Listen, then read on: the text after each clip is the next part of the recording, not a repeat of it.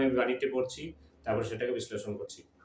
তোমার ভুলের জন্য তুমি দায়ী, অন্যে নয়। তোমার ভুল যেন অন্যকে ক্ষতিগ্রস্ত না করে। যদি করে থাকে তাহলে পরিপূরণ করো, নইলে স্বভাবের অভিশাপ তোমাকে রেহাই দেবে না নিশ্চয়। অর্থাৎ আমি যদি কোনো দিন ভবিষ্যতে হোক, অতীতে হোক, বর্তমানে হোক, যখনই কোনো রকম ভুল করব, সর্বদা মনে রাখবো সেই ভুলের জন্য কিন্তু আমি দায়ী। আমার ভুলের জন্য কোনো মানুষকে আমি দায়ী করতে পারবো না। তাই আমার ভুলের জন্য কোনো মানুষকে আমি আবার ক্ষতিগ্রস্তও করতে পারবো না। মনে করেন আমি কোথাও ভুল কাজে কিছু করতে গিয়ে টাকা কোনো কিছু নয়-ছয় করেছি। তো সেই টাকাটাকে উঠানোর জন্য আমি দেখা গেল পরিবারের কারো মানুষের উপর চাপ ফেলছি। তাহলে সেটা কিন্তু সেই মানুষটা দায়ী নয়, সে তোমার ভুল করাটার জন্য। তাই তুমি যা ভুল করেছ তার মাসুল কিন্তু তোমাকেই দিতে হবে।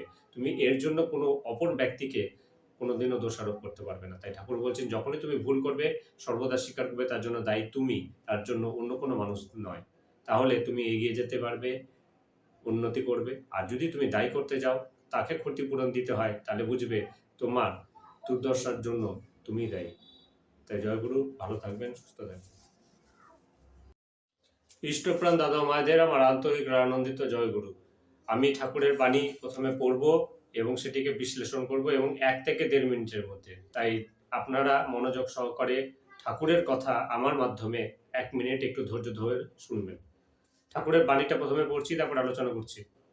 কারো দুঃখের কারণ হয়েও না, কেউ তোমার দুঃখের কারণ হবে না। অর্থাৎ আমি যদি অন্তর থেকে কাউকে দুঃখ দেওয়ার চেষ্টা করি, কারো মনে কষ্ট দেওয়ার চেষ্টা করি, কাউকে আঘাত দেওয়ার চেষ্টা করি, জ্ঞাতসারে হোক অজ্ঞাতসারেই হোক, তাহলে ঠাকুর বা ঈশ্বর বা প্রকৃতি বলেছেন, তুমি যেমন কাউকে কিছু দিবে, পরিবর্তে তার কাছ থেকে রিটার্নও সেরকমই পাবে।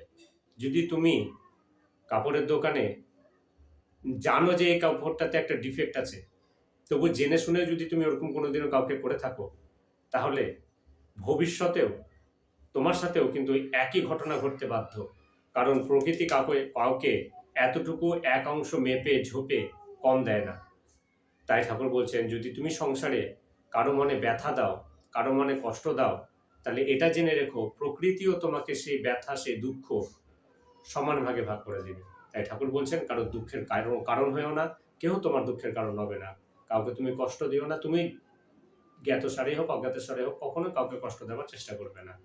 কেউ তোমাকে তখন কোনোদিনও চেষ্টা করবে, তুমি যখন কাউকে দিচ্ছ না, তখন অপর দিকের মানুষগুলো ভাববে এই মানুষটা আমাকে কষ্ট দেয় না, তাই আমিও তাকে কষ্ট দেব না। জয়গুরু, ভালো থাকবেন।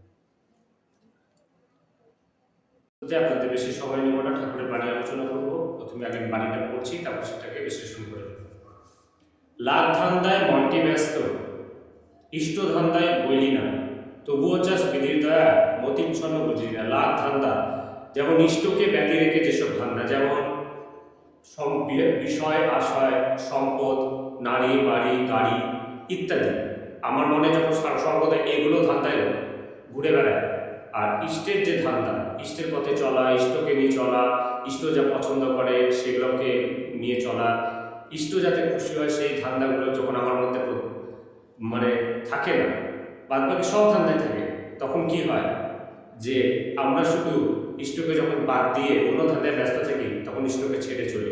আবার যখন তার অপর দিকে যখন আমাদের জীবনে দুঃখ, কষ্ট, সমস্যা, দুর্দশা আসে, তখন আমরা ইষ্ট করে বলি।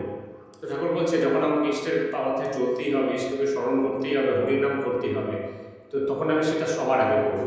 হরিনাম, ইষ্টনাম যখন আমি সবার আগে করবো, তখন বাদবাকি যে আমার যে ধান্দাগুলো আছে সেটা আপনা আপনি আমার মধ্যে এসে পড়বে। আমি সব কিছুই পেয়ে যাবো যখন আমি ইষ্টনাম, হরিনাম, ইষ্টপদ, হরিপথে সবার আগে চলবো। একটা কথাই আছে যে মরার সময় হরিনাম করে কোনো কিছু হয় না, করতে গেলে আগেই করতে হবে। জয় গুরু, ভালো থাকবেন, সুস্থ থাকবেন।